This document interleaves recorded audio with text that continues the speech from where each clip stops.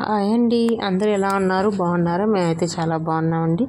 ఈరోజు మీకు నేనైతే మనువులు ఎలా చేస్తానో చేసి చూపిస్తున్నాను చూడండి. మా సైడ్ అయితే వీటిని మనువులు అని అంటాము. మరి మీరేమంటారు నా కామెంట్ సెక్షన్లో కామెంట్ చేయండి. చూసారు కదా, నేను ఒక సేరు బియ్యము రేషన్ బియ్యం అయితే నానబెట్టుకున్నాను. ఇలాంటి వాటికి రేషన్ బియ్యం అయితేనే బాగుంటాయండి. చూసారు కదా, మనం సేరు పిండికి సరిపడా ఒక చిన్న టీ గ్లాస్ నిండా పెసరపప్పు అయితే తీసుకొని ఎర్రగా ఫ్రై చేసుకోవాలి. ఈ పెసరపప్పు కూడా మనకు చాలా టేస్ట్ వస్తాయండి మనువులు. నేను ఎప్పుడైనా ఇలాగే చేస్తాను.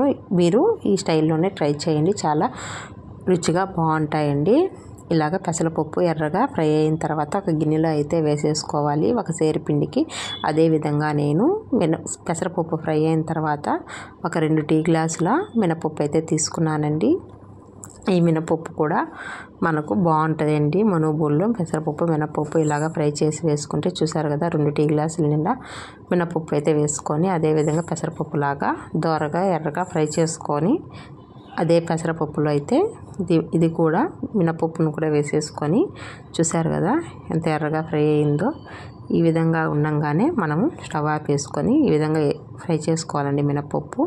చూసారు కదా, కొంచెం చల్లారిన తర్వాత మనము పట్టించుకొచ్చుకోవాలండి మిల్లు దగ్గరికి వెళ్ళి. బియ్యము మనం మినపప్పు పెసరపప్పు ఫ్రై చేసుకున్నాం కదా, 2 నేను మిల్లుకి పంపించి పట్టించి పక్కన పెట్టుకున్నాను. అదేవిధంగా కొంచెం వెన్న అయితే తీసుకొని ఇట్లాగా కరగబెట్టి పక్కన పెట్టుకున్నాను. తర్వాత పిండి ఎలా కలుపుకోవాలో చేసి చూడండి. నేను ఒక సేరు పిండి అయితే తీసుకున్నాను కదా, మనం అదేవిధంగా ఇందాక చూసాం కదా పెసరపప్పు మినపప్పు పిండిని ఇలాగా విడిగా మిల్లుకు పట్టించుకొచ్చుకున్నామండి. మనము మొత్తం ఇలాగా కలిసే విధంగా కలుపుకోవాలి. మనము బియ్యంలో అయితే మినపప్పు పెసరపప్పులు వేయకూడదు, ఇలాగ విడిగానే పట్టించుకొచ్చుకోవాలండి. ఆ పిండిలో కొంచెం సాల్ట్ అయితే యాడ్ చేసుకొని అదేవిధంగా కొంచెం కారము యాడ్ చేసుకోవాలి. మనము ముందుగా కరగబెట్టుకున్నటువంటి కొంచెం వాము జీలకర్ర పొడి కూడా వేసుకున్నానండి.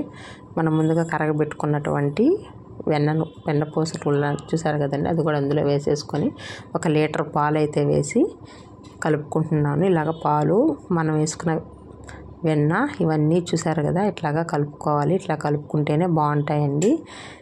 మీరు ఇలాగే చేసుకొని చూసారు కదా, కలిపి అయితే పక్కన ఉంచుకున్నాను. తర్వాత స్టవ్ మీద కడాయి పెట్టుకొని కడాయిలో ఆయిల్ వేసుకొని ఇట్లాగా మురుకులుగా తిప్పేసుకుంటే అంతేనండి. చూసారు కదా, వెన్నపూస వేయడం వల్ల ఏంటంటే మనము ఇట్లాగా తిప్పుకునేటప్పుడు కూడా ఎక్కువ శ్రమ పడాల్సినంత అవసరం లేదండి. ఈజీగా పిండి అయితే కిందకి దిగిపోతుంది. చూసారు కదా, అంతేనండి. మీరు ట్రై చేయండి, చాలా రుచిగా వచ్చాయండి. Please thank you.